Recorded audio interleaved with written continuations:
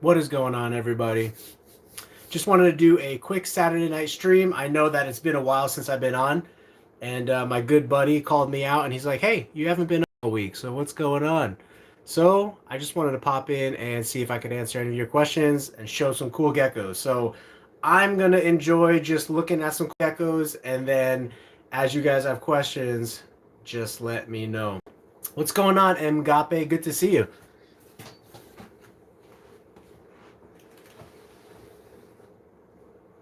I'm gonna show off my favorite gecko here.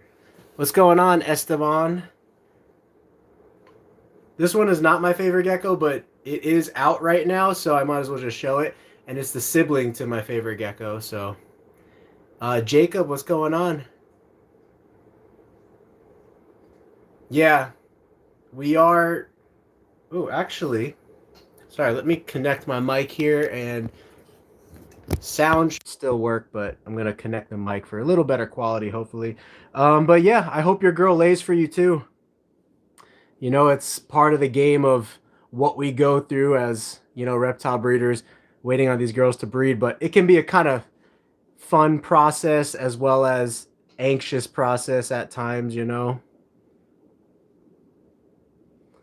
So I'm going to need to invest in a ring light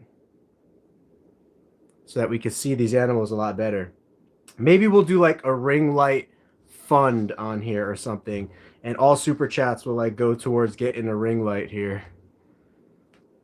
Imperial reptiles, pretty cool. I think I've heard of them before. Blizzard is a great morph to start with, or whatever, just to have. Okay, Jacob, I'll see you soon, buddy. And here we go. Here's my favorite hatchling of the year thus far. And you can kind of see why. Like the camera, it's going to be duller on camera, but those colors are really nice in person. Like that high orange going down the sides, and then that reverse stripe green going down the back there. Carell, proud of you, brother. Keep on blessing folks like myself with the knowledge. Definitely an inspiration. Thank you very much. And so Luna Geckos, he also does a bunch of live streams and videos. And he actually texted me tonight. He's like, "Are you okay? Is everything okay?" Because I haven't seen you on a live stream since last Monday.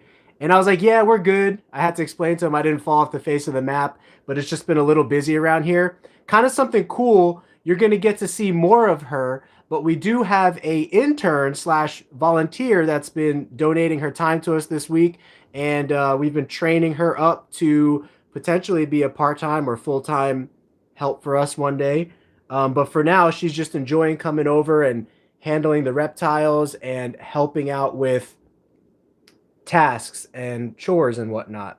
And that is a huge help, which will allow me to create more content, answer your questions quicker, do more live streams. And it's also just cool to have multiple people to interact with, right? So you guys could interact with her and ask her questions. So Andreas, one of my leopard gecko eggs is 2 months old. So it's 60 days, and it started to get fungus and is dented, but still has an embryo. It looks bad. I don't know what to do. I would recommend, is the egg soft? If the egg is soft at 60 days, now when you say it has an embryo, do you mean that there's just some red stuff going on inside? Because at 60 days, the leopard gecko, the egg should be completely dark inside. It should not be red. If it's red, then that means an embryo developed and died in there, or veins are developed, but the embryo never wound up developing and the embryo died.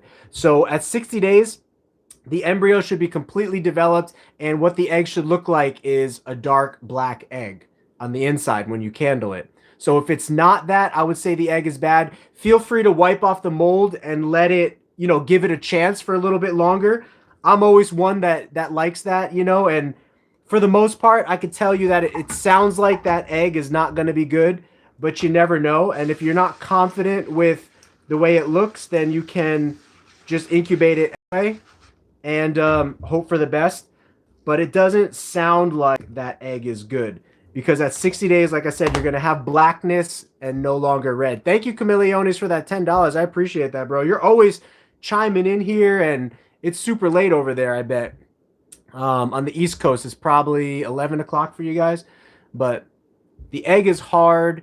It does have black, but also has some red. So it depends how bad the mold is. Sometimes mold gets so bad where it eats into the egg and actually causes the egg to bleed out a little bit or like pus out.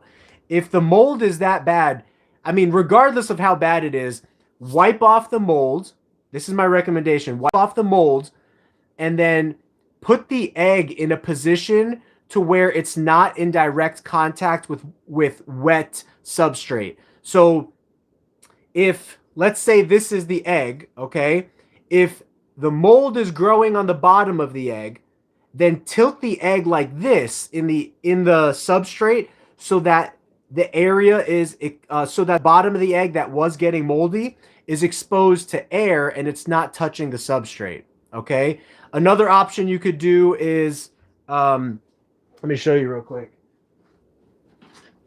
So you don't have to use this. You could use anything, but these are called little sim containers. There's a company called Sim that makes these, and it keeps your egg off of the substrate so that it's only touching plastic, which cannot mold. So that's another thing to keep in mind as another option you could do as well. But here's the base 2 points to take away. Wipe the mold off, and then make sure the area that was moldy is now extra sensitive to mold. Make sure that's not in contact with any water or any substrate because it will just mold again faster, you know? Yeah, wipe off the mold. I actually had to do that with some Tegu eggs today. I had to wipe off the mold, and some of them were good, you know? Some of the eggs that I wiped the mold off of were good, or at least had embryos in them. Let's see what else we got here.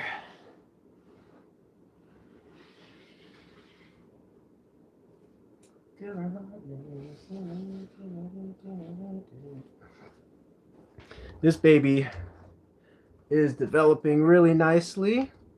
So we should have a new video dropping tomorrow. We're going to do the video on top 5 best morphs for advanced keepers.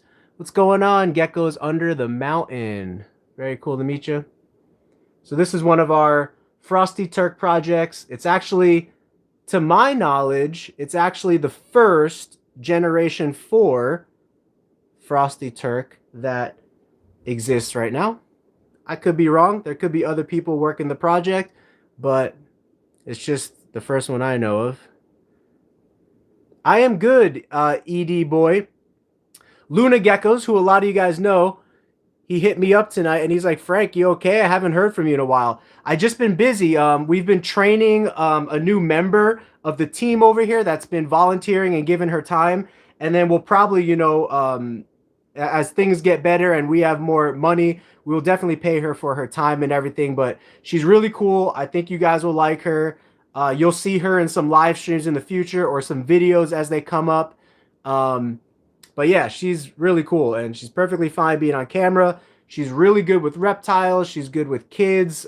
We did a school event this Friday for kids at a school. So we brought leopard geckos. We actually brought a black knight leopard gecko to show them.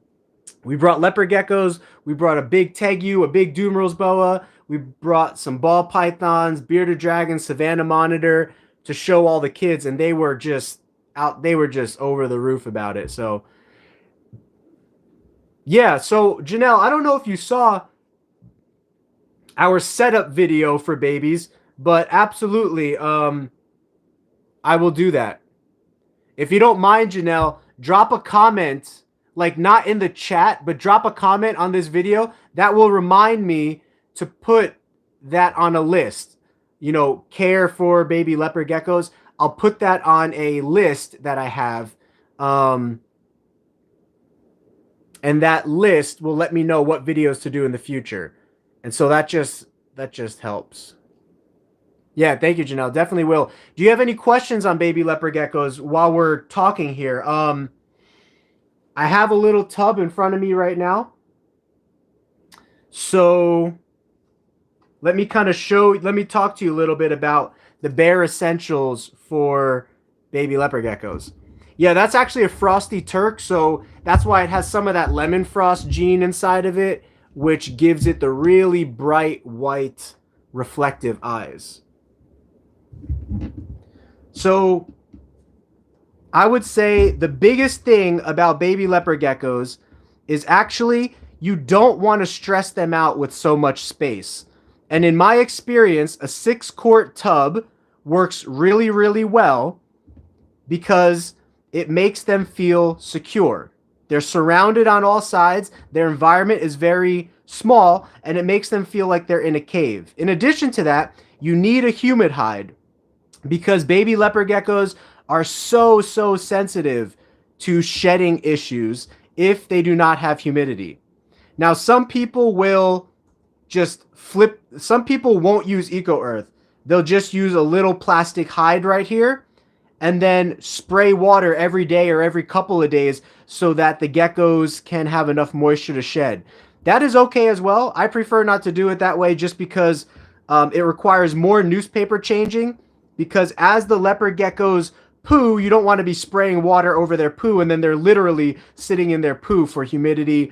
So I really like this box. I set them up with these little boxes. These are what are these? 3-quart? Yeah, I think these are, no, not 3-quart, 3-cup. These are little 3-cup containers from the dollar store. You cut a little hole in it. You burn the plastic edges so it's not sharp. And then they can push up against the edge and get in here, or use the food dish to jump up here. Don't worry, they will get in here. You also want a water bowl that's low to the ground that they can drink from and that you could replace at least 2 to 3 times a week, and a food bowl that's low to the ground that they can easily go to for food. Now, quickly, let me show you what happens if a leopard gecko is having issues. Because baby leopard geckos are known to have issues.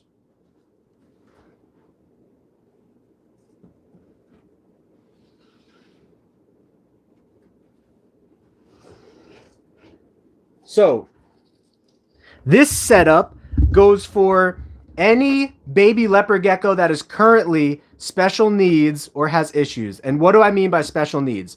Any baby leopard gecko that is a little bit small or runty and does not want to eat or gives you eating issues. Any baby leopard gecko that is showing MBD issues, metabolic bone disease. So if you look at this little baby right here, I know the lighting is pretty horrible. Let me look this way where there's a little bit more light. But okay.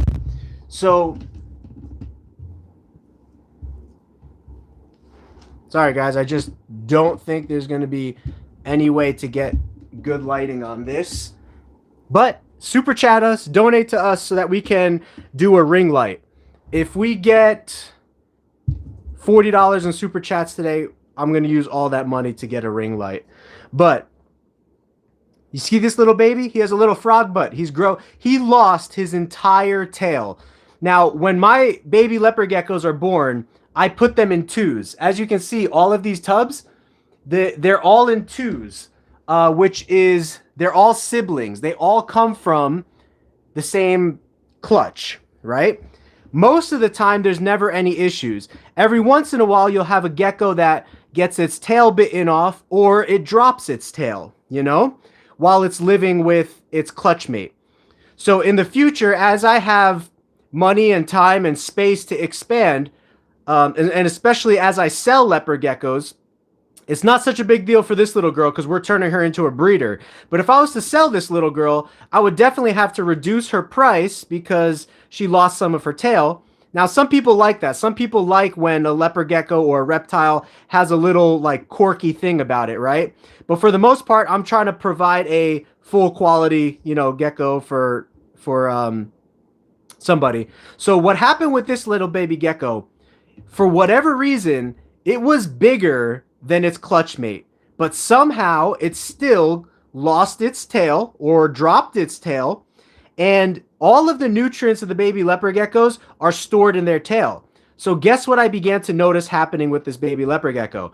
It was no longer, even though it had food, for whatever reason, it was stressed out living with its clutch mate. It dropped its tail and it no longer began to thrive. And so what is thriving?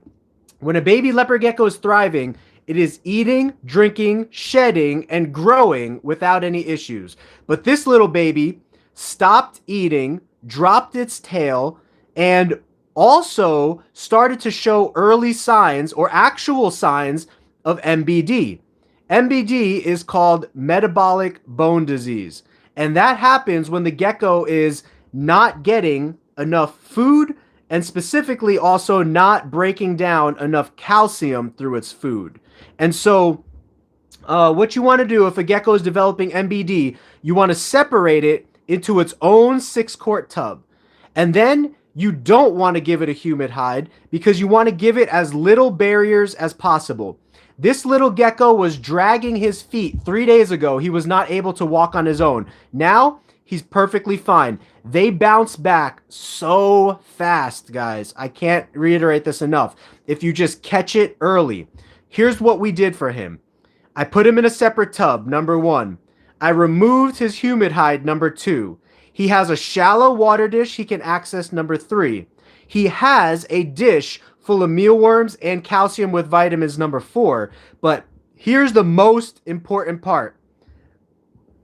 He has calcium on the floor, and I sprinkle worms onto the floor. Why is that important? Because when a baby leopard gecko is stressed out and not thriving, simple little things that it would normally accomplish, such as getting into its food bowl, climbing over its food bowl, hunting and finding the appropriate insects in the tub, you want to make that as easy as possible for the special needs gecko. That's why I call them special needs geckos. They just require a little extra special attention and care. And usually leopard geckos bounce back so quickly that it won't be special needs for much longer. Like right now, this guy, I could see the leg, his leg strength is about 75% back to normal. It still needs about another 25% of strength and conditioning. And as soon as I'll probably give him 1 more week in this setup or a few days in this setup. And that's it. So what you could do is you could take some of the worms from his bowl, sprinkle it on the ground. Guys, you want to make it as easy as possible for them to get worms. And then if you notice him shedding, that's when you'll want to maybe give him a little bath or create a little extra moisture for him somewhere in the tub, you know, by spraying down one side away from the dust and whatnot, just so that he can have some moisture to shed. They'll also crawl in the water dish. So let me know if you have any other questions on babies specifically, but those are my tips and tricks to baby care. Small tub, shallow water dish, 2 to 3 times a week water, 2 to 3 times a week food with calcium and vitamins. And if you have any special needs geckos, separate them and set them up like this. Sprinkle the food on the floor, sprinkle the calcium on the floor. Good to go. All right, so I know I missed some questions here, so let me take a look-sees. Thank you, ED Boy.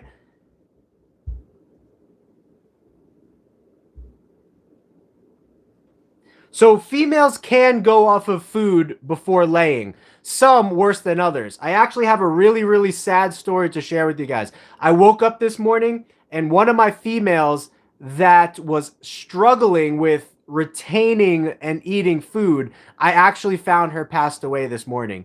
We were beginning to assist feed her calcium, nutrients, but I guess I just thought I had more time with her and I didn't. So I'll be doing a whole nother video on that in the future, but if your female leopard geckos, specifically breeding female leopard geckos that are ovulating, if they begin to get really, really skinny, like really skinny, I would start assist feeding sooner rather than later. And I'm paying the price for that right now because I lost a gecko that I really love and I was really looking forward to raising up and producing babies with. And it could have been prevented if I assist feeded her sooner. At least I think it could have been prevented. It could have not been prevented, right? But in my head, if I tried to assist feed her sooner, it would have been better. So yes, females that are going into breeding sometimes, not all the time, will start resisting food. And if they get skinny enough because their body is sucking all their nutrients every time they produce those eggs and they're not eating, you'll definitely want to assist feed with some Missouri insectivore diet, or there's some other like powdered Repashy diets and all kinds of stuff on the market you can use. Hit me up privately if you need to know some of the names of that stuff, and I can help you look at it. But one of the products that I have over here is called Insectivore Diet from Missouri, and it's a great dry food. What's going on, the thumb? So I'm actually getting ready to drop a video of my top 5 best advanced leopard gecko morphs tomorrow. I'm going to be editing it tomorrow, and then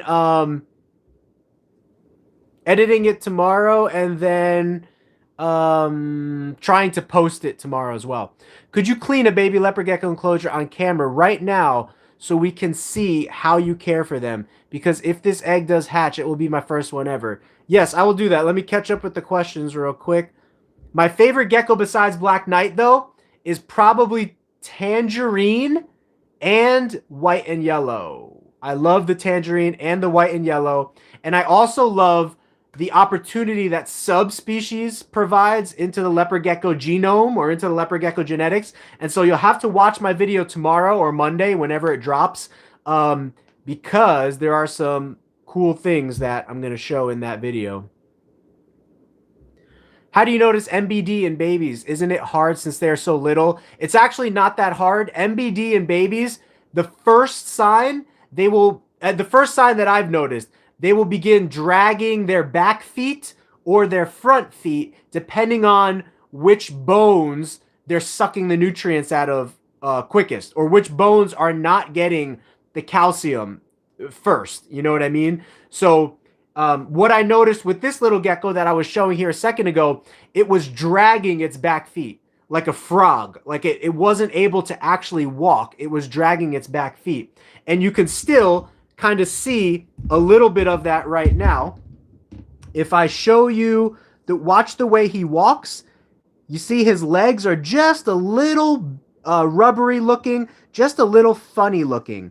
But see that? It's just a little funny looking. That means it needs more strength. Did you see the way that leg bent? It's kind of bent in an awkward position. It's just because his bones are still a little bit soft. But they're even not so bad. I mean, he almost looks completely normal. Like I said, he's about 70. See, right there. That right back leg, that does not look normal to me. Usually, it will be stronger. And the same with the left front leg right here. It's just bent at a very weird angle. But I am very hopeful that this little guy will bounce back. And again, all of that came from this little guy dropping his tail, getting stressed out, and not getting food in his enclosure where his clutch mate was. So whenever you have a situation like that, you want to separate the geckos, and that's how you tell. So, hey Frank, I wanted to ask again, when hatchlings are growing up together and they turn out to be male, will they exhibit fighting behaviors as they grow? So I've never personally watched a male leopard gecko fight another male leopard gecko, but word of mouth, I hear other people who have done it, that males will fight to the death. That being said, I keep my little baby leopard geckos, I keep them together for about three months, sometimes maybe even 4 months in some cases, and then separate them. Now, most of them will be separated after 2 to 3 months. But if I get behind, like I'm really busy right now, and and maybe I don't have the space, or I get behind and I'm not able to, put the geckos into their new tubs, there's probably, I'd have to look at the dates of these hatchings. Let's see, February to March, April, May. Yeah, these are my oldest geckos right now. They're probably just about at 3 months together, and they're getting to the point where I want to separate them. Like, they're getting big enough to where I want to separate them. It doesn't mean that they're sexually mature enough to where they're going to start fighting each other. And so I would say probably from my limited experience right now, I would say by that 3-month mark would be a good goal to separate them by. For size reasons and probably sexual maturity reasons, because leopard gecko males actually sexually mature at like 6 months. So if you start keeping them in there 4, 5, 6 months, they're going to start being sexually mature already. Do you not moist them when they have MBD? So they don't need moisture unless they're shedding. And that's why I call it a special needs gecko, because you're going to have to look at the gecko. For example, look at this tub right now. Let's say this gecko was looking like it was about to go into shed. There's all these worms on the floor. There's this powder on the floor. It would be messy if I sprayed this guy's tub down. So what I might do is I might change out his tub, spray it down so that the newspaper is moist, and then put some fresh powder on the ground with some fresh worms. That would be okay. And also providing a dry spot for the worms and the powder to be as well. So worms and the powder on the floor, which will be wet, and worms and the powder here, which will be dry. Okay? So I hope that makes sense. You can also, if you see them about to go into shed, you can spray down the walls of the tub. And then if they're in a tight cubby, it will stay fairly humid in there. Or you could actually give them a bath.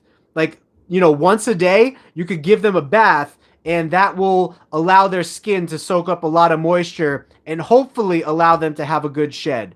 And then, yeah, the other option is, instead of me sprinkling the food on this side, I'll sprinkle the food on this side, and then I'll spray on this back corner. Does that make sense? I'll only spray the back half, and I'll keep the front half dry where the food and water is. That would actually probably be my recommendation.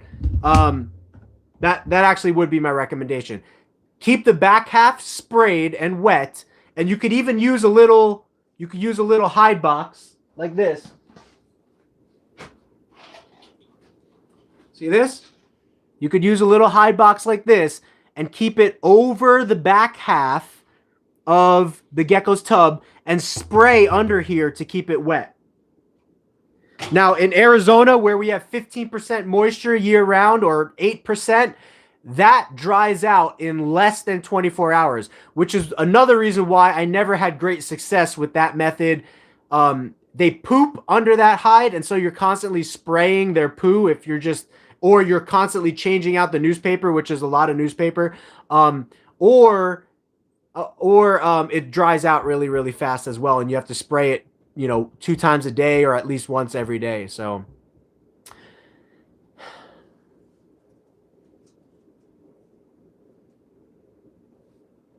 yeah, and sometimes male leopard geckos will not hurt each other, you know, so it is very situational. It's not automatic with geckos. I'm sure if you found them in the wild, you would probably find a lot of them sharing the same rock caves. And I've seen some videos of leopard geckos in the wild, and there's like a few of them running around together at the same time. And I would bank to say that they're not all females. You know, I would bank to say that there's males mixed in there as well. So, but again, yeah, better safe than sorry. Don't want to recommend it. Yeah, keeping the incubator temperatures stable is something that can be a little bit tricky. I mean, I spend a lot of time trying to keep my incubators stable, but no matter what, if that room heats up a little bit or cools a little bit, it can actually throw off the inside temperature of the incubator for a couple hours or whatever the case may be, and that's enough to influence things. So as the future moves on, I'm going to be looking for little ways to get more and more closer to the exact temperature that I'm trying to incubate, and also do a little test to see the success rate of incubating for female and how many actually pop out female at different temperatures, you know? Like at 82 degrees, if some of them turn male, versus at 79 degrees, if none of them turn male. And same thing with the male side. You know, incubating at 88 degrees and seeing if some of them turn female, and then incubating at 90 degrees and seeing how many of those become female. So I'm interested in this kind of stuff, you know, kind of precisely like narrowing down these questions in our topic and in our hobby, you know. So I have a question. What's the setup you use, because you don't constantly buy containers for $100, right?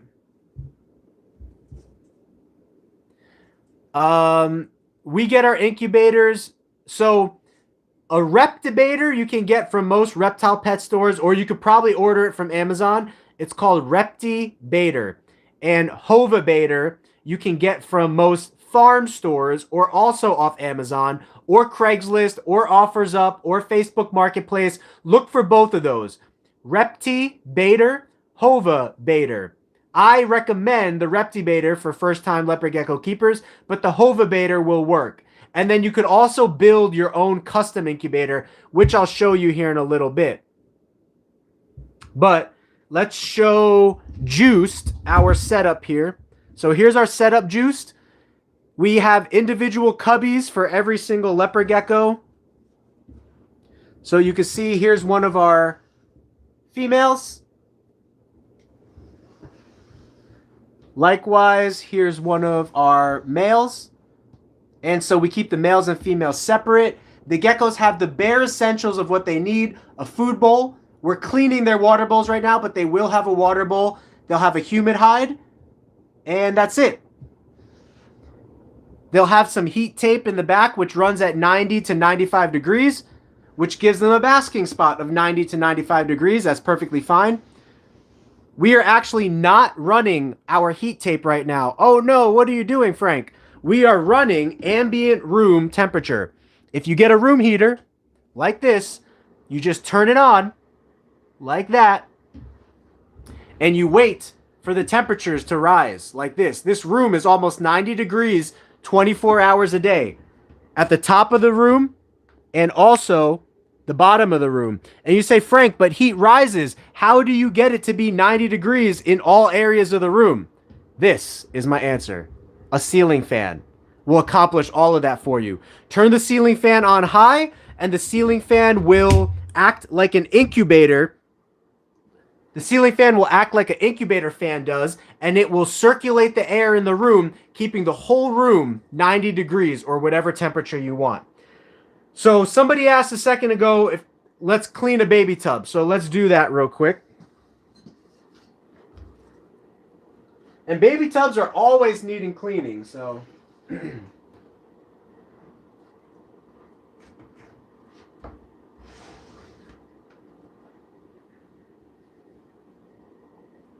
all right.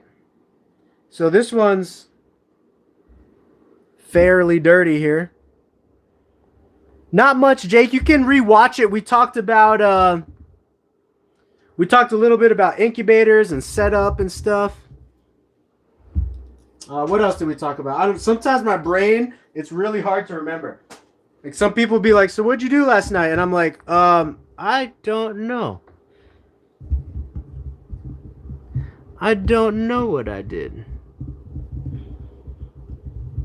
All right, guys. So while I'm cleaning this, I won't be able to see the footage, but let's take these little babies and I'm gonna, well, these are no longer little babies. These are like 3-month-old already, you know?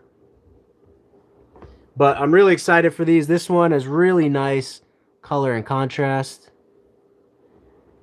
And you can see it's pretty dirty in here. Now, I don't want to change out the food bowl because I actually just gave these guys food yesterday. So I'm going to put the food bowl with them over here where they're sitting off to the side for now. So I have a little tub off to the side, and then I get to work here. There is a lot of poop inside the tub. There's also poop on the lid, and there's worms crawling around in there because I didn't have a lid. And that is not the most hygienic because the worms could eat the leopard gecko's poo and spread extra parasites and stuff that you don't want. So I'm going to actually change their water dish. I have a little container like this. See this?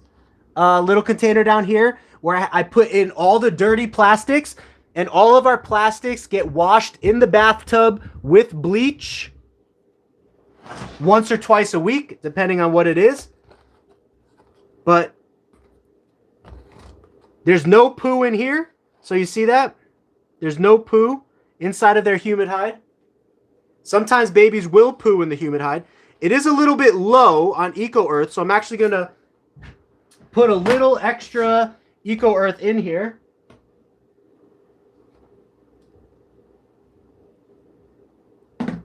Okay, so we have the Eco Earth. I'm going to put it in the little tub where they're currently sitting. And then, let me show you this. I will always have a trash can nearby. I'll bang out whatever poo is on this thing. And then I will take this little piece of newspaper where most of the poo is, throw it into the trash, bang that so it's completely empty. And then I will take this, since it has poo, and this, since it has poo, and I'm going to go to the bathtub and just use a sponge, like the rough edge of a sponge, to clean off any of the poo that is really stuck to the plastic. But most of the time, if you just run some hot water under the faucet, the poo will come off. So watch, I'll literally be back in like 30 seconds.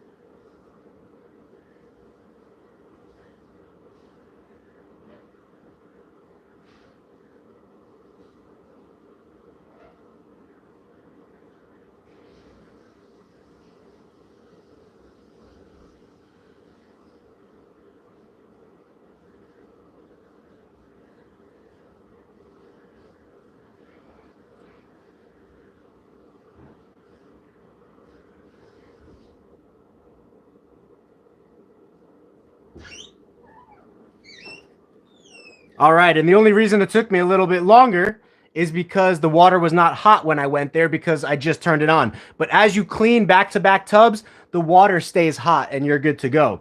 So now that this tub is nice and clean, it's still a little wet. That's perfect. That's perfect for what I need because I want the newspaper to cling to it. So the lid is clean. I'm going to put the lid back on, put it back off to the side. And then, now, it depends what kind of newspaper you use, right? But if you take an average piece of newspaper and you rip it in half, and then you take that piece of newspaper and either fold it in half and just put it in there, or rip it in half again,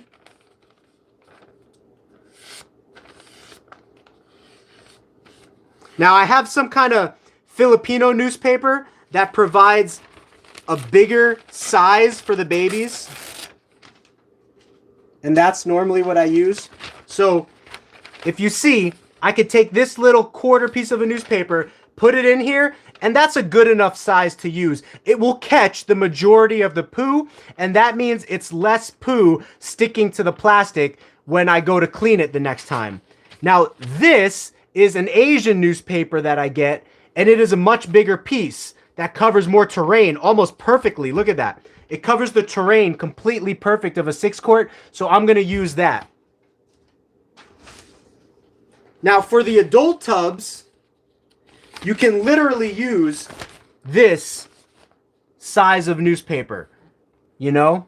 That'll be, I think I have some videos showing that, but since this is a baby tub explanation, let me finish showing the baby tub explanation. So now you use your sprayer to spray down some extra moisture in there just so that the newspaper sticks to the bottom, and that's perfect. So now we will take our freshly cleaned humid hide, pop it back in the back. We'll take our food and pop it right here, right? I like to put it right next to the humid hide so they can kind of dive bomb into it and hunt. And then we will use a freshly cleaned Gatorade cap, fill it full of water. Bam! One baby tub is done. Put the babies back in the tub. Let's ooh. Ah. Ooh. We'll ooh and ah for a second at the babies. Ooh. Ah. And then they go back in their cubby.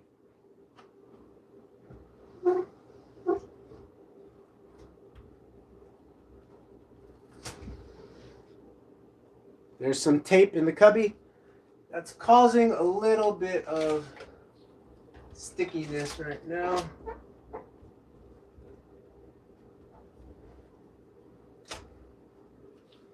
Cool. So now we'll put them back. But see, this is the size where they're about to get their own. They're both about to get their own adult leopard gecko tubs. Because this is the size, or right before this size, where you would actually sell them or graduate them to keep to breeders, you know, that you're keeping.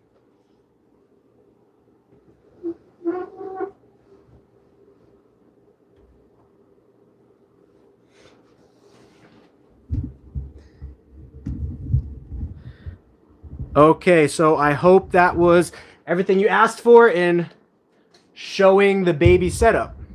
Okay, let me know if you got questions. But that is what I do for all these little babies. And we just filled up our little baby rack. And these little tubs are from the dollar store. They're 4 inches high. Some of these cubbies are a little tighter. And I wanted to go to Walmart to get their 6-quart tub, because Walmart's 6-quart tub is a little bit smaller than this, I believe. But Walmart, close to my house, didn't have any. And so I was like, okay, let me go home and I'm going to do a live stream instead of driving around. I wanted to do a live stream for you guys since I haven't done any live streams since last Monday. And we're still going to plan to do a live stream this Monday. But let me see what questions I missed. And in addition to that, now we have a helper here at GeekyGeckoCreations. So because of that, as we get caught up and as she gets trained, I'll be able to do more live streams with you guys, more video content, get quicker responses out to your emails and your messages, and just shoot some cool videos. And I'm really excited for that. So really thankful to have this new member on staff here. And we will do an introduction video with her one day because she is okay with being on film. She was actually filming a little something with me the other day where we were medicating a leopard gecko to show you guys. So we'll see if that film makes it into production. But there's a video that I want to release before that video anyway. So let's see what questions I missed. Wow, you guys are pretty good of just watching what I was doing and not asking too many questions. How often do you clean? So baby leopard geckos get fresh food and fresh water 2 to 3 times a week. Obviously, the more eyes and times you get on your babies, the better. 2 times a week works good for us, for as many babies as we have.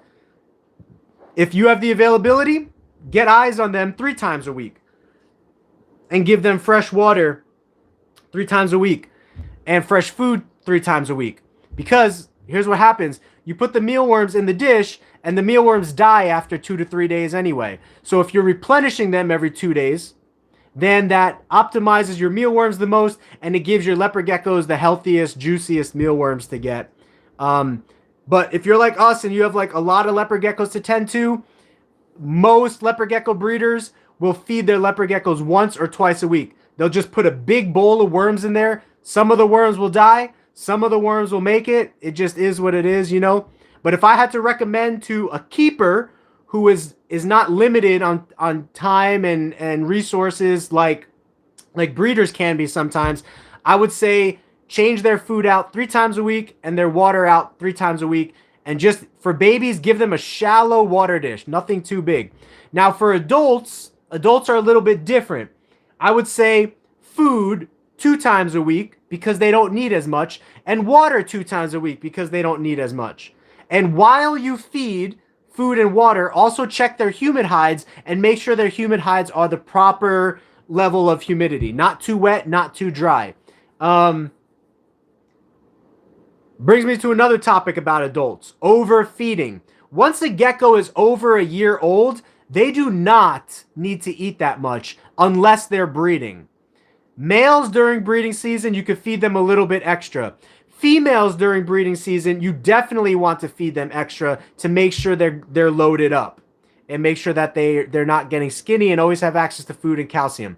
But adults not during breeding season, feed them very little. You could still do it 2 times a week, but I would say maybe 24 worms each of those times or less. So 15 to 20 worms 2 times a week.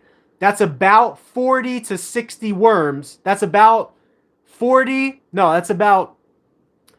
to 40 worms a week for adult leopard geckos that are not breeding and that are full sized already. You know, like they're way past their maturity. They have a chunky fat tail, nice thick and rich body. They do not need a lot of food to sustain them anymore because they have so much packed into their body.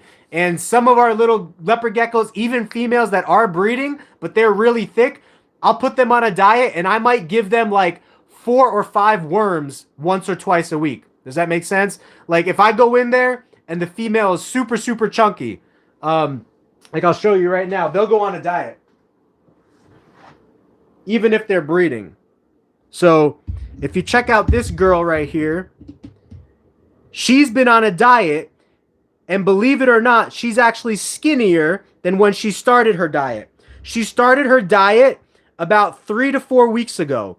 So picture how big she was 3 to 4 weeks ago. This tail was about 25% bigger, and she's breeding and laying eggs right now. So I put her on it. She's back to eating a little bit more now, but I put her on a diet where I fed her about 5 to 10 worms a week, just 5 to 10 mealworms a week for the last month. She was offered very, very little, but of course, she still offered her calcium and vitamins so that she can have extra of that while she's producing eggs. But as far as food is concerned, she'll draw that nutrients out of that tail of hers to help sustain her and everything, and that's perfectly fine.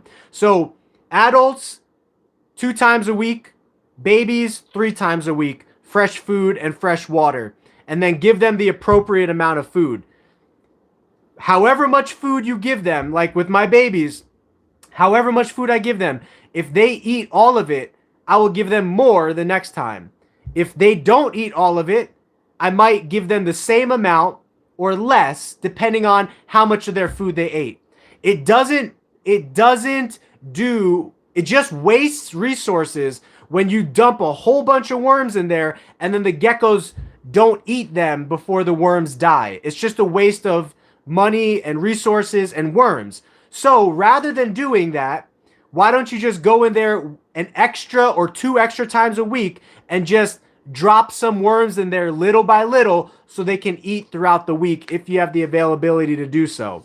So what we normally do for our babies, like at the beginning of the week, I'll drop, if there's 2 baby geckos growing up together, they'll probably get like, it depends how big the gecko is, right? But it depends how big the gecko is. But each time you feed them, if they eat all their food, give them more. If they don't eat all their food, give them the same or less, depending on how much they did eat. So, can you do a tutorial on how you build your setup and where you get everything? Yeah, my business partner is supposed to be shooting a video about our new rack system. But in general, for a rack system, all you need is a base to build around, and this is a 2x2 base that you'll have to pre-drill these holes, and you will create a square unit the size that you need, and then you will use these brackets, these 1x3s on the side, or you could use 2x3s or whatever, to create stability.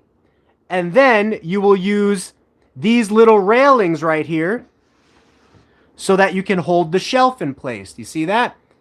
He used the nail gun, but you could use a screw gun or a screwdriver. If you use screws, you'll definitely need to pre-drill the screws. So just make sure all your measurements are correct.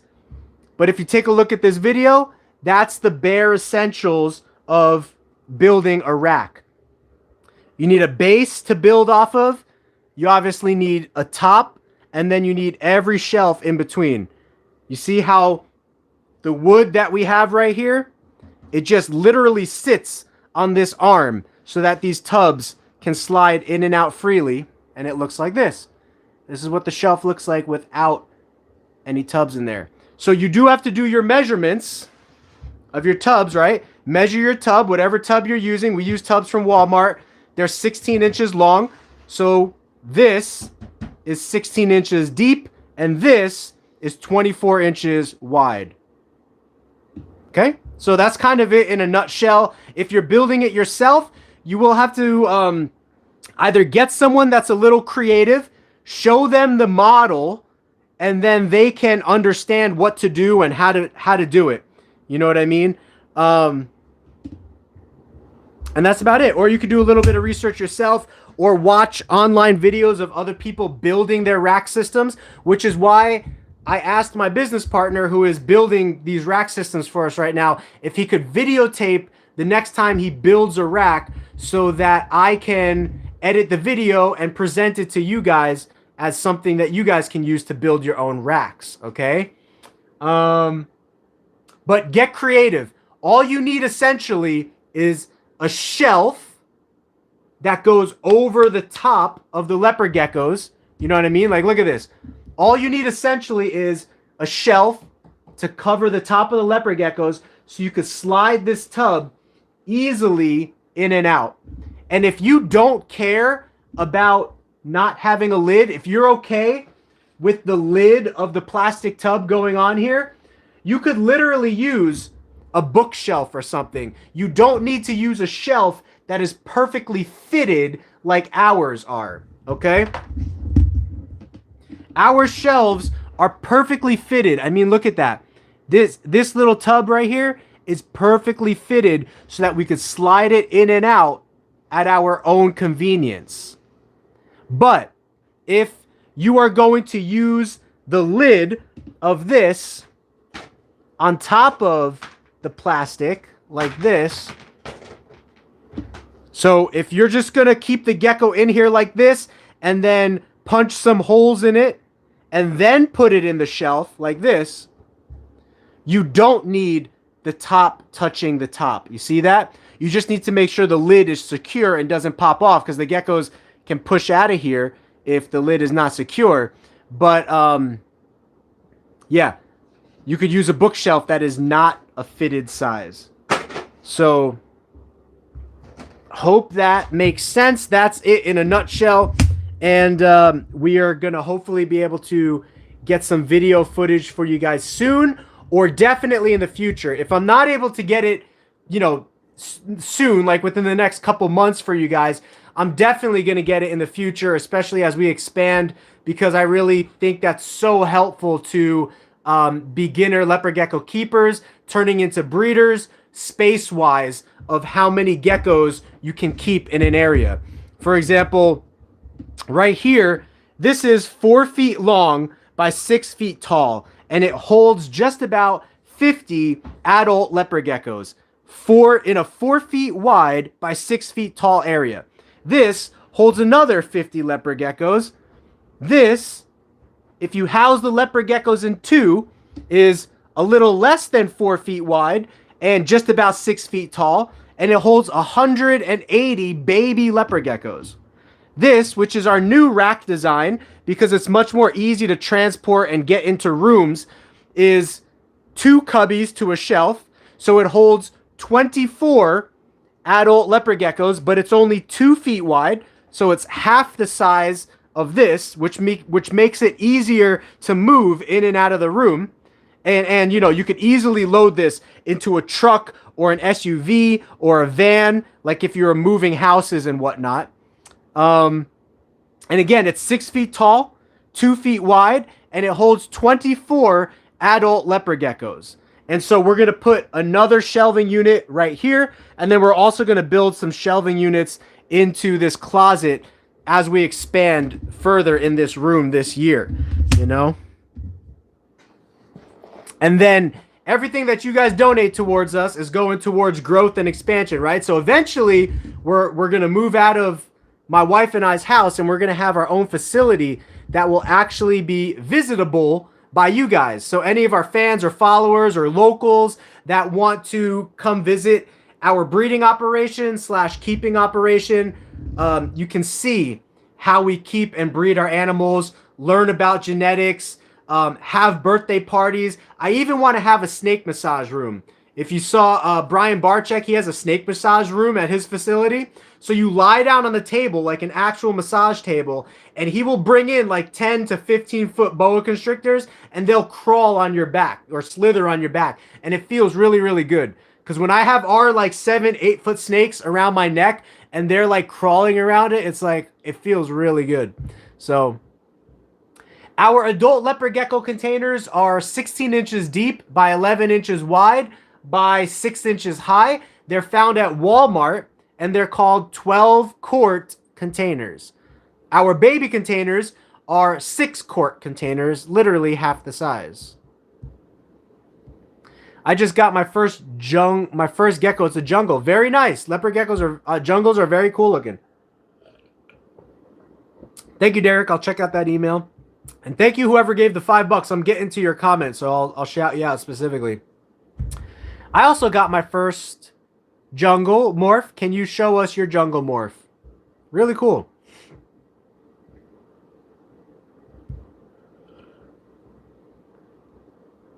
So your baby leopard gecko will only eat waxworms. That's interesting. Most leopard geckos that I know really like mealworms. So my suggestion, I don't know how you're feeding the waxworms. If you put them in a bowl, just put some mealworms along with the waxworms in the bowl. And little by little, start removing more waxworms from its bowl and replacing it with mealworms. So if it's only eating waxworms, put in like 5 waxworms and put in like 2 or well, actually, let's say it like this. If it's currently eating 5 waxworms right now, put in 4 waxworms and then put in like 3 mealworms. And then little by little, put in 3 waxworms and then like 5 mealworms, and then like 2 waxworms and then like 7 mealworms, and take it off until it's completely hooked on mealworms. That would be something that I would suggest along those lines. Also, she has made a hole in her den in the substrate. I'm confused why this is. She's only a baby. No, leopard geckos like to dig. That's why their species has claws. Baby leopard geckos will dig if you give them the option to do so. But use a heat gun.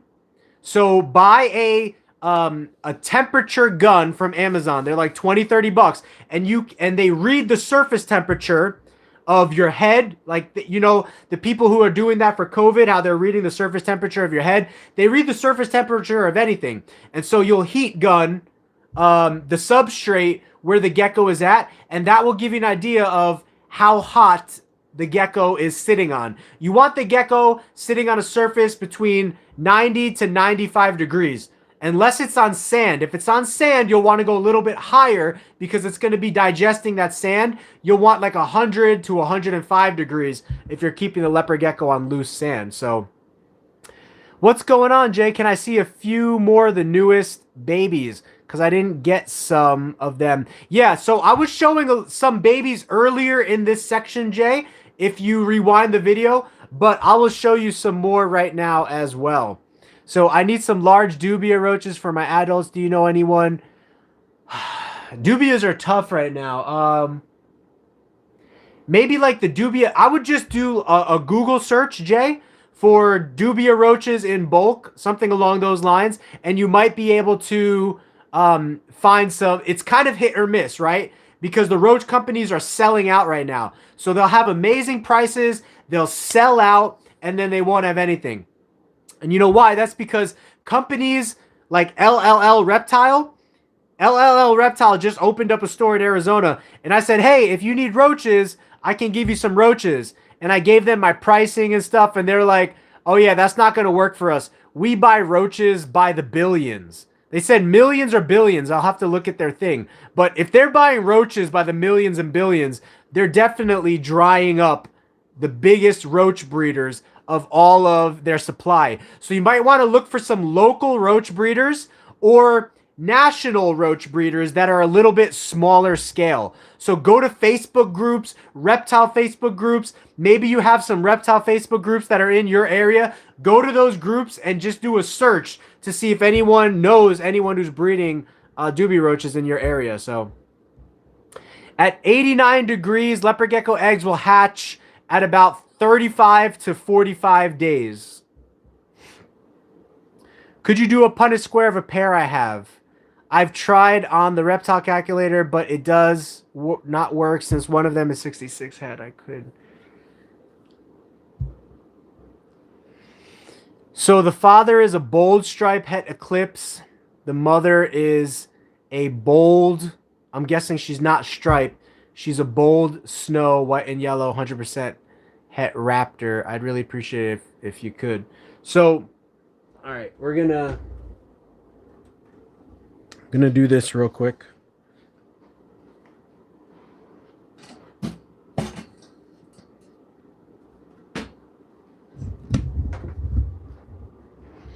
You asked, we'll do it.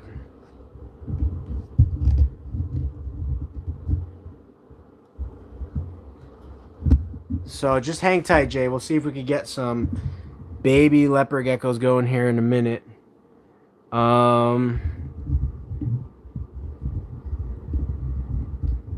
Actually, let's do this.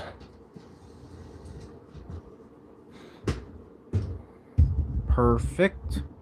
Perfect.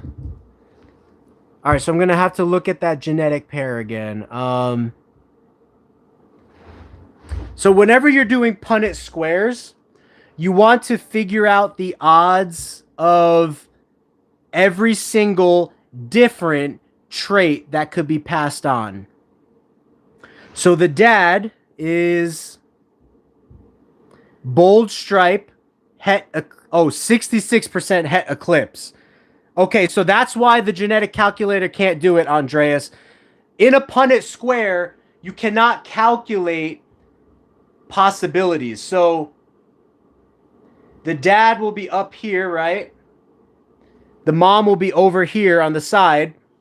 Now, when you're talking about the eclipse gene, the dad is either het eclipse or he's not het eclipse. So a genetic calculator cannot calculate, or we cannot calculate. We cannot calculate the possibility if we don't know for sure what the dad is. We have to know for sure what the dad is, okay? So when you put it into the genetic calculator, just put it in that he is 100% het for eclipse. Okay? I know that's not 100%, but boom. So you have to put it in that he's 100% het for eclipse. You can't put it in 66% because the Punnett square is not used to calculate 66% possibilities. All right, but let's say he is 100%. Man, this is going to take a second because there's a lot of genetics going on there. So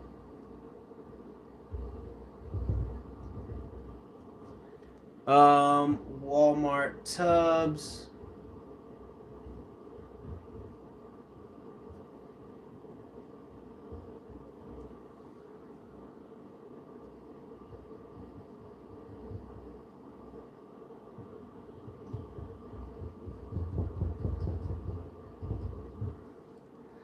All right, so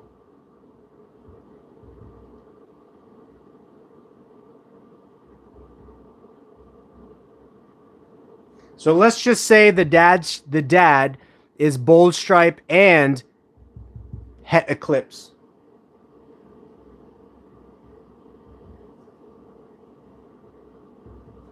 And the mom is She's bold. She's snow. Now, I don't know if you know this, but bold stripe cannot be calculated with a Punnett square.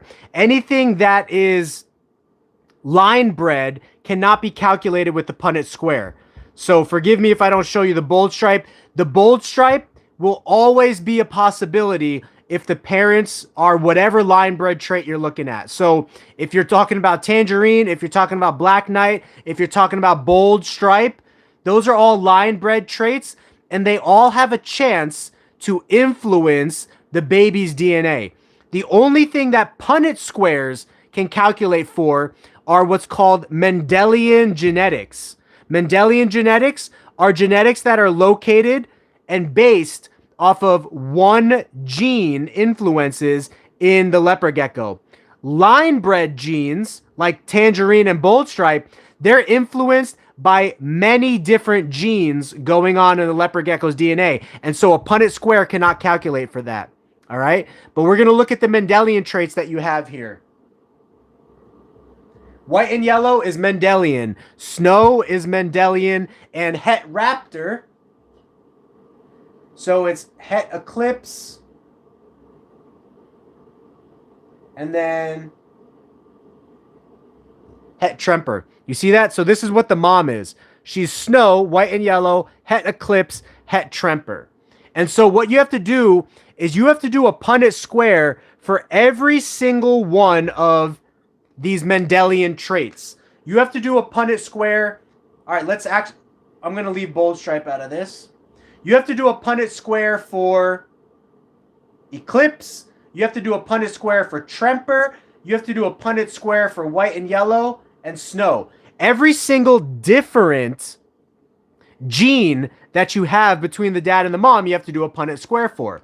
So let's do snow first, okay? So the Punnett square for snow,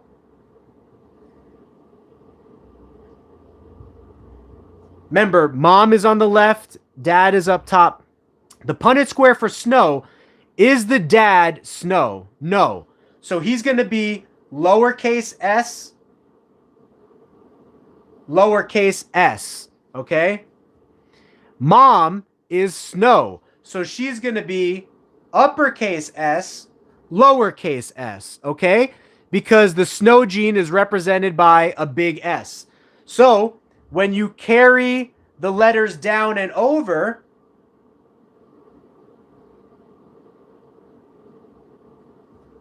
little s means that the gecko is not carrying the snow gene. So it's not carrying the snow gene here. It's not carrying the snow gene here because of how those letters carry down and over. But it is carrying the snow gene here. So remember, this is between the dad's genetics on top and the mom's genetics on the side. 50% of the babies are going to be snow. See that? Half of the 4 babies will get the snow gene. Now let's look at white and yellow. White and yellow will also be represented by capital letters. Since the dad does not have white and yellow genes, he will be lowercase w, lowercase w. The mom does have one copy of the white and yellow gene, so she'll be big W and lowercase w. And that's going to lead us with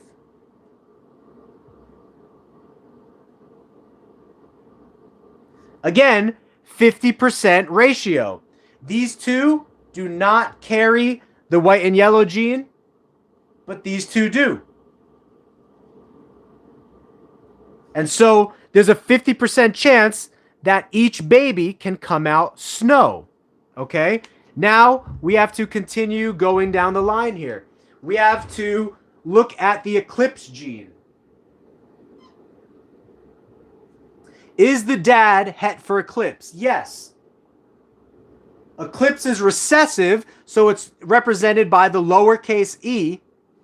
And the mom is also het for eclipse because you said she's het raptor. So when we do our Punnett square, it's tough for me to fit these letters in here, so I'm just going to start showing you which squares are actually eclipse leopard geckos, okay? So these two squares, oh, sorry, that's actually only one.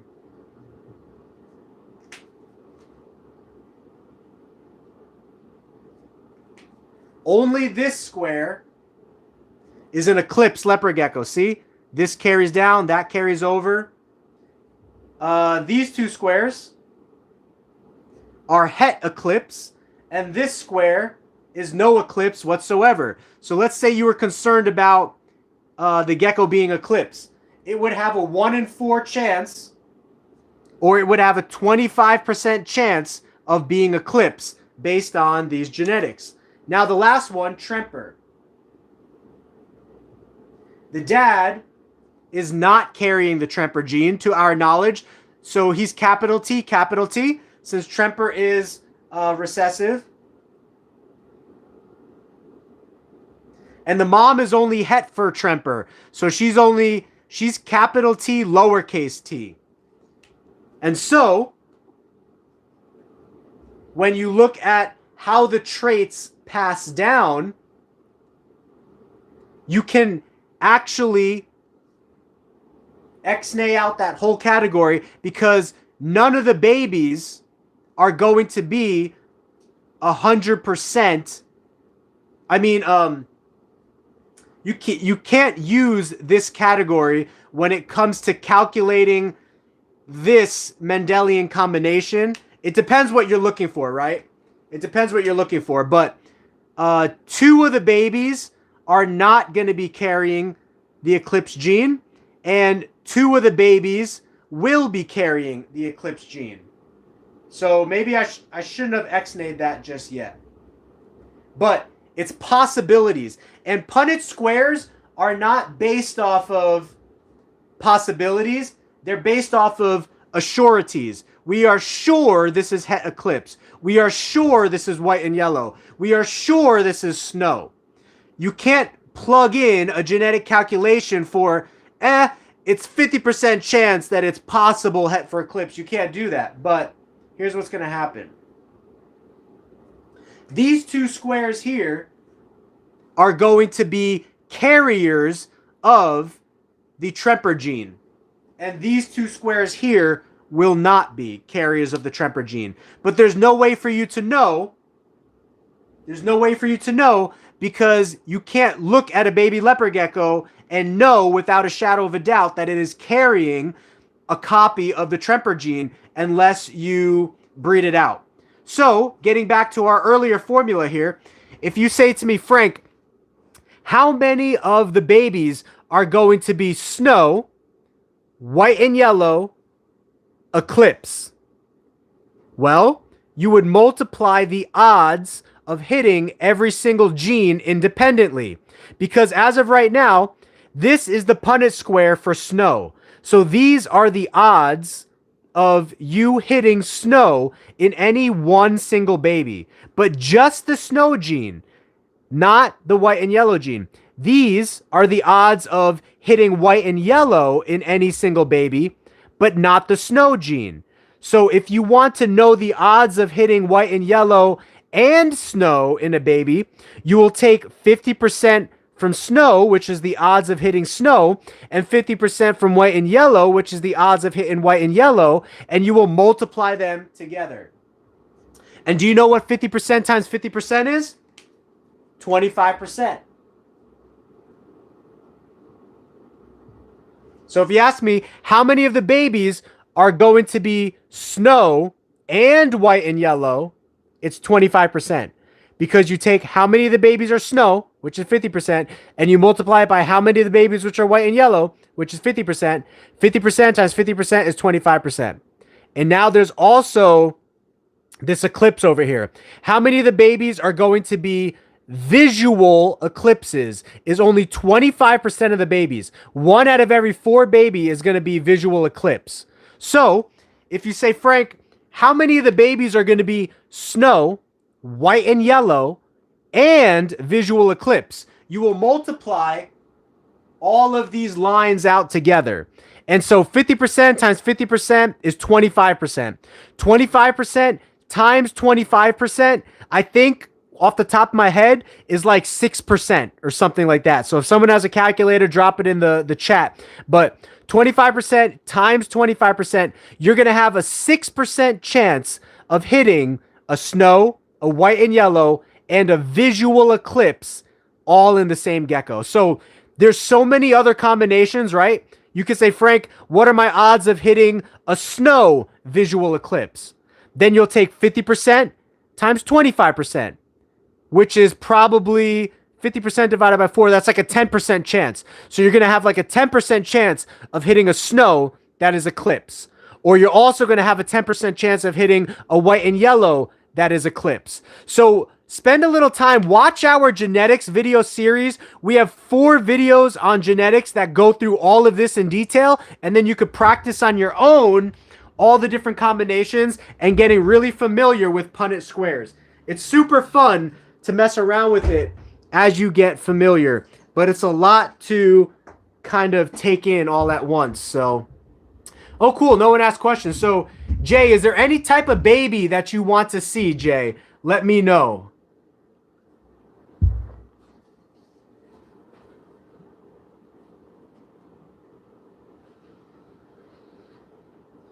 But if you just want to see any babies, these were born yesterday. What's up, Gecko Oasis? So these 2 little babies were born yesterday. They are some very nice. They actually came from, they came from tangerine parents. And it's really interesting. The tangerine parents that I have, neither of them were bold stripe. But when you look at this little baby right here, the baby actually popped out bold stripe. Meaning that in its genetic code, there's either a chance that there's some bold stripe genes in its genetic code from the past, or the way that it coded genetically, it just genetically, randomly happened to code in a way where pattern does not get displayed down the middle of the back, and therefore the only coding left for pattern is down the sides. Because pattern is a polygenic trait on leopard geckos, so coding is different. And basically what we took is we took a super hypo leopard gecko female, and we bred her to a normal pattern male, and anything can happen when that goes. There's so many different variations and options that can come out. You could get little geckos like this that are somewhat hypo and just have like a couple spots and patterns, or you could get little baby leopard geckos like this that actually have no pattern down the back because it's taking a lot of hypo influence from the mom, and then it just happens to have pattern down the sides, either because it has bold stripe in its past, in its lineage, like just coded in its DNA randomly in there, or it's just, a spontaneous polygenic combination of the way the genetics aligned in the gecko's DNA. So pretty cool stuff either way. Those graphics are horrible, guys. We're going to get some better lighting and some better cameras going on in the future.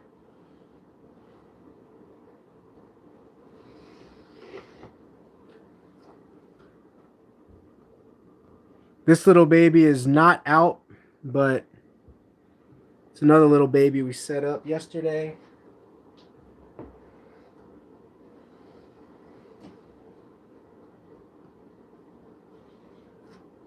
And so getting back to the incubator question, as well as Jay asking to see some babies, I can kind of show you that we actually have some new babies to set up tonight. I can't do it on camera because I'm going to be doing a little bit later, but if you look right there, you see that? There's a little baby. This is our custom incubator, but you could see the little baby in the incubator there. And there's a couple other babies I saw, and I was waiting for their sibling to hatch. and then I was going to set them up in the tub. And that's why I went to Walmart to get some more tubs that were a little smaller to fit in these tight cubbies that we have in our leopard gecko rack. But Walmart didn't have any tubs, so I'm just going to have to come up with something else. But, whew. So the chances of you getting a tremper are, you have no chances of getting a tremper. And that's why I said I couldn't do it, because the dad is not tremper and he is not het for tremper, correct? So therefore he's capital T, capital T. He is not carrying any tremper genes. The mom is only carrying one lowercase t, one lowercase tremper albino gene. And so right where that circle is, 2 of the babies will be het for tremper. 2 of the babies will be normal, but all of the babies will look the same. There's not going to be any way for you to tell which babies are het and which babies are not. But Jay, yeah, if you're still here, let me know if you want to see another baby, my man. There are some babies earlier on in the episode that we were showing. Here's actually a couple here. This is actually one of our Frosty Turk Project Lemon Frost leopard gecko babies. It probably hatched out a couple weeks ago.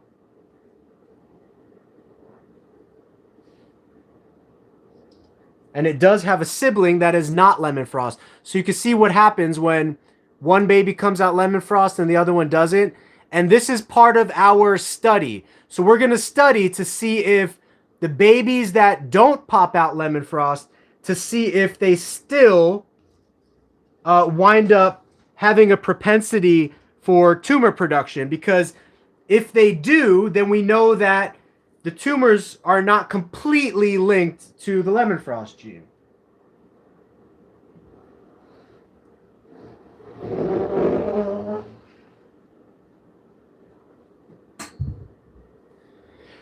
I do not transfer my temperature sex eggs to the male incubator. I do not do that.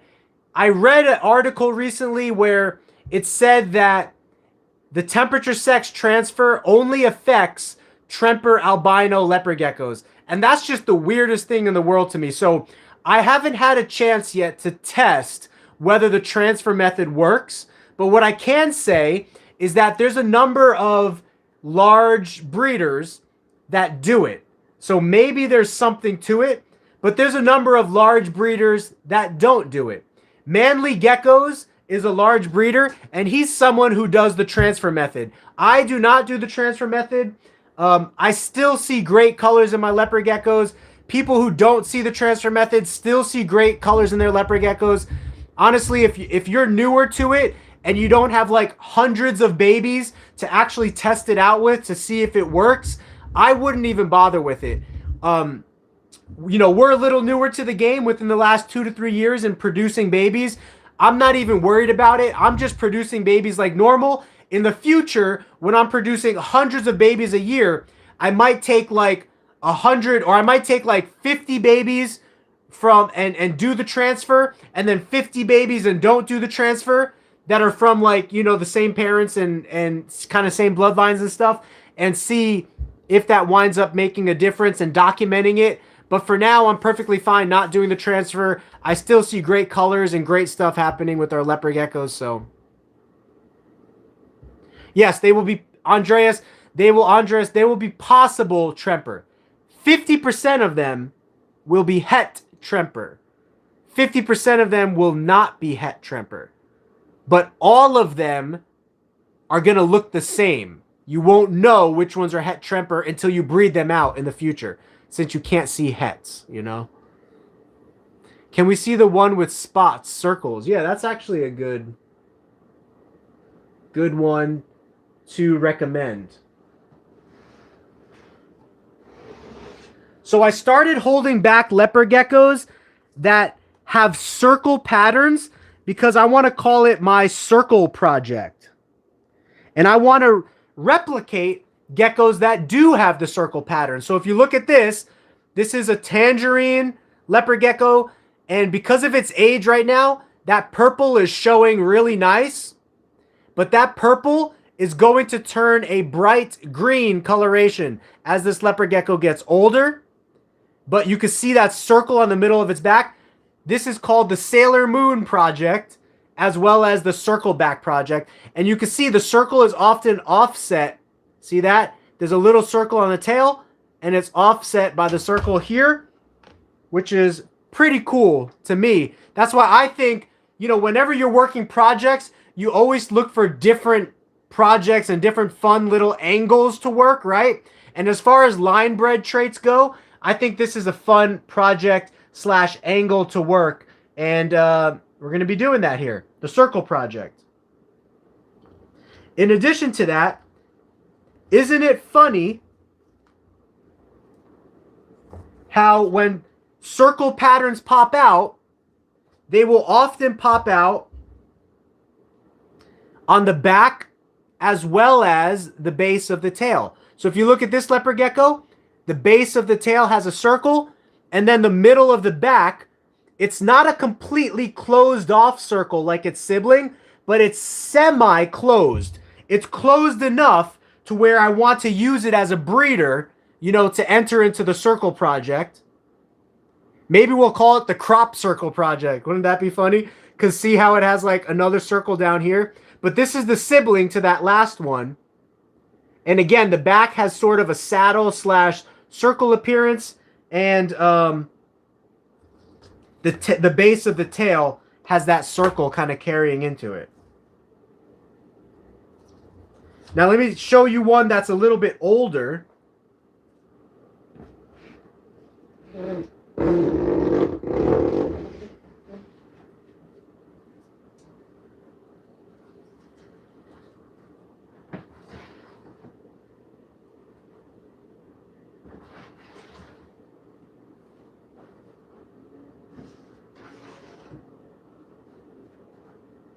All right, guys, this will be the last one I show for the night.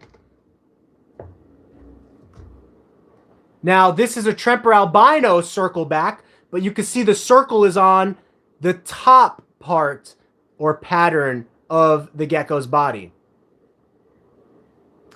So, I mean, it would be really cool in the future, right? To hit a circle on the top, a circle in the middle, and then a circle on the bottom. That would probably be the crop circle project.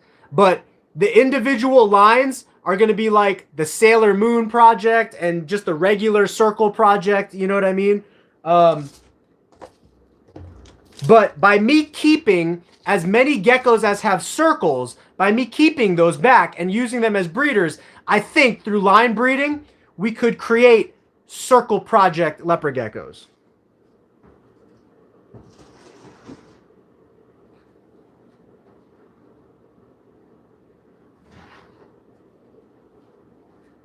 And so here was another holdback that we did not get to breed yet, but he'll probably be a good breeder for the last gecko that I just showed, because you could see he has a perfect circle right there. Now, as they grow up, sometimes the spotting and the pattern comes in a little bit, but when he was younger, you could really see that perfect circle. I know it's there. It might be tough for you to see, but there's a perfect circle right there in the same location as that last leopard gecko that we just showed. So when you breed this guy to that albino that we just showed, I think there's a good chance the circles will replicate themselves into the babies. So that'll be the circle project, and then the multiple circles will probably be the crop circle project. And then here, the circle project is going to be the circles that are on the top of the back, like that guy. The middle of the back circle projects, those will be the Sailor Moon project. And then the crop circles, if we can get all three to align, those will be the crop circle project. That'd be crazy. But again, guys, just take your own projects, your own unique twists and spins that you're trying to put on stuff, and go for it, you know? So Gecko Aces, Jim, you've been experimenting with that here. That's really cool. Yeah, I'm definitely interested to see what other people are doing with their circle project stuff, because I'm sure there's other people that have thought of this as well. So, what do you do if you're going out of town? So, that's a great question. When my wife and I, a year ago, back when we only had like 50 geckos, we went on our honeymoon after we got married for about 5 days, and I lost two $300 baby leopard geckos because their eggs dried out by the time I came home, and I had no one to care or look for the eggs. Now we have help that we are beginning to have that's coming with us. We have a really nice young lady that's been volunteering her time with us over this last week and starting to intern with us so that she can become a trusted helping hand around here. And then as we have the availability, we will begin to hire her part-time and hire her whatever amount of time she's able to work. But, you know, if you can find trusted people to take care of your animals when you leave town, that would be the ultimate goal. And that's what we're shooting towards, because as we grow and expand, I want to be able to answer all your questions, do more live streams, make more videos, also do birthday parties, educational events. And to do that, you really need staff. Like, you need a group, a team. I'm going to call it that. Not staff, you need a team. And so Brooke is the latest member of our team over here at GeekyGeckoCreations. You will get to meet her soon. As soon as she's over and just happens to be here for a live stream, or she's helping out on an educational video that we're doing, you'll start to see her more and more. But we do have an intern that is beginning to work with us now, and she's really great. She's really knowledgeable about reptiles. She wants to be an exotic vet, and she'll be studying to be an exotic vet soon. She currently works at a pet store, so that's great. She's just all in the pet scene, and she's been fantastic volunteering her time with us. So I'm going to Sand Digital next weekend and worried about leaving my girl if she hasn't laid.